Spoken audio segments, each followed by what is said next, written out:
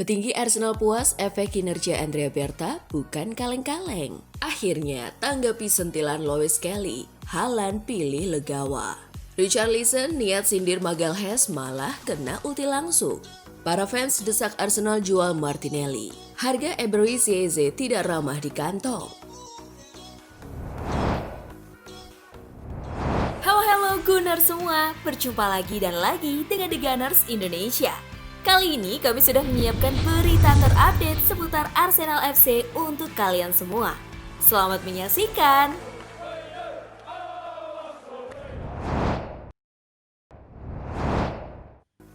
Petinggi Arsenal puas efek kinerja Andrea Berta bukan kaleng-kaleng. Pergerakan Arsenal pada bursa transfer musim panas ini terlihat berbeda lantaran keberadaan Andrea Berta sebagai direktur olahraga. Sejak ditunjuk untuk menggantikan Edu Gaspar sebagai direktur olahraga Arsenal pada Maret 2025 lalu, Andrea Berta yang pernah menjadi direktur olahraga Atletico Madrid menunjukkan kecakapannya di meja negosiasi. Setelah sempat dianggap pasif pada awal bursa transfer, kinerja senyap Andrea Berta di balik layar mulai terlihat. Hal itu dibuktikan dengan diresmikannya satu persatu pemain incaran Arsenal di jendela transfer musim panas ini. Per hari ini, Sabtu 2 Agustus 2025, Arsenal setidaknya sudah merekrut 6 pemain baru di berbagai posisi bermain. Selain merekrut pemain baru, manajemen Arsenal juga sigap mengamankan aset jantung masa depannya. Sejak Andrea Berta menjabat sebagai direktur olahraga, 3 pemain penting Arsenal diperpanjang kontraknya. Mulai dari Gabriel Magalhaes pada bek tengah, Miles Lewis Kelly bek kiri, dan Ethan Nwaneri winger kanan. Arsenal sangat terkesan dengan etos kerja Andrea Berta dan sangat puas dengan kemajuan transfer mereka sejauh ini baik dari segi negosiasi dan pemilihan target pemain, kata James Mike Nicholas, salah satu jurnalis handal The Athletic.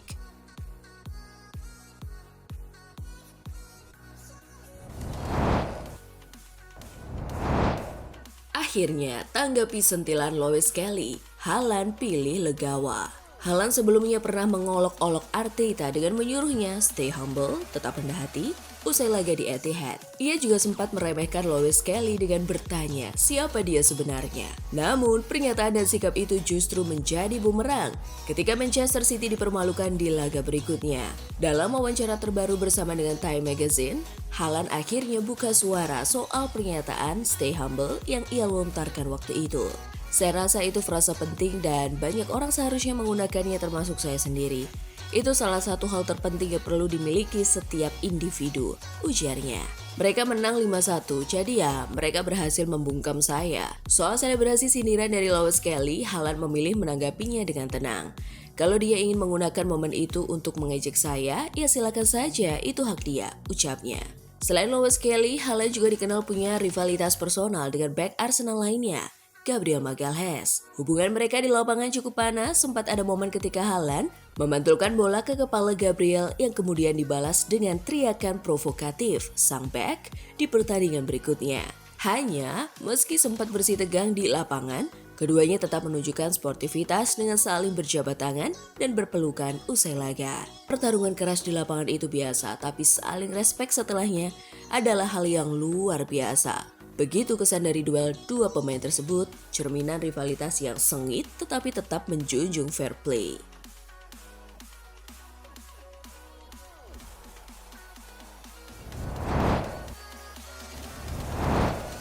Richarlison niat sindir Magalhaes malah kena ulti langsung. Richarlison tak bisa menahan diri untuk memanfaatkan kemenangan 1-0 Tottenham Hotspur atas Arsenal dalam laga pramusim sebagai ajang menyindir back The Gunners sekaligus rekan setimnya di timnas Brazil, Gabriel. Dalam unggahan di Instagram seusai pertandingan, Richarlison tampak berpose dengan trofi Man of the Match dan Hamburger Trophy. Yang menarik, ia turut menandai akun Instagram Gabriel. Meski sang bek tak bermain karena mengalami cedera. Menanggapi sindiran tersebut, Gabriel membalas dengan elegan.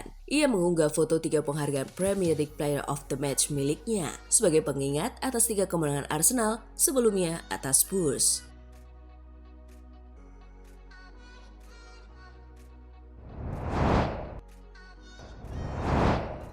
Para fans desak Arsenal jual Martinelli. Prestasi Gabriel Martinelli yang terus merosot sepanjang aksi pramusim mencetuskan gelombang kritikan dalam kalangan pendukung Arsenal yang kini mendesak agar pihak klub mencari pengganti yang lebih benar di posisi sayap kiri. Dalam laga pramusim melawan Tottenham Hotspur di Hong Kong pada Kamis, Martinelli sekali lagi gagal menampilkan performa terbaiknya meskipun diturunkan dalam kesebelasan utama. Pemain Brazil itu dilihat kurang kreatif di sepertiga akhir lapangan dan sering kehilangan arah ketika berhadapan dengan bek lawan. Lebih mengecewakan, ramai para pendukung Arsenal berpendapat Martinelli tidak lagi menampilkan performa seperti musim 2022-2023 yang ketika itu dianggap di antara pemain paling efektif di lini serang The Gunners. Martinelli kelihatan benar-benar hambar dalam 3 aksi pramusim. Dia bukan lagi pemain yang kita lihat 2 musim lalu, kata seorang fans di platform X. Merujuk pada betapa lemahnya impact Martinelli ketika menantang pasukan dengan sistem blok rendah, di kalangan pendukung saat ini mendapati bahwa para fans saat ini mulai hilang keyakinan terhadap performa Martinelli untuk memimpin sisi kiri lini serang Arsenal. Sebagian para fans juga menyarankan untuk mencadangkan sang pemain tersebut dan lebih lanjutnya lagi tentunya menggantinya dengan yang lebih efektif dalam menyerang. Namun, kata @JacobsFan, Arsenal tutup pintu rapat-rapat buat klub yang mau nawar winger tersebut termasuk klub dari Arab Saudi.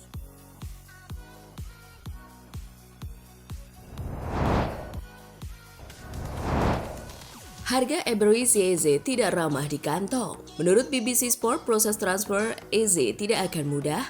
Pasalnya, sang pemain memiliki klausul rilis dengan nilai yang cukup tinggi. Laporan tersebut mengungkapkan bahwa Eze memiliki klausul rilis dalam kontraknya di Crystal Palace. Nilainya pun tergolong besar.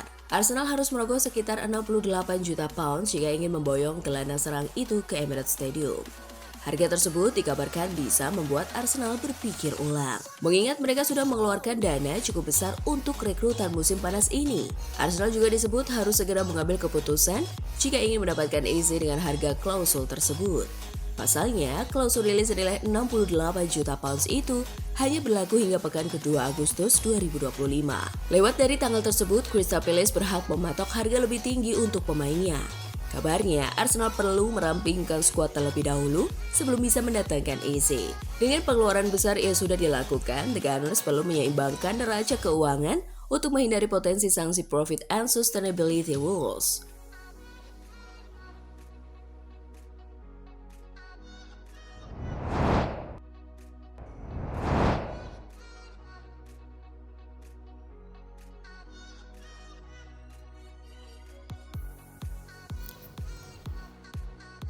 Nah, itulah tadi kumpulan berita menarik dan terupdate seputar Arsenal FC. Simak terus ya berita terupdate lainnya dari The Gunners Indonesia. See you!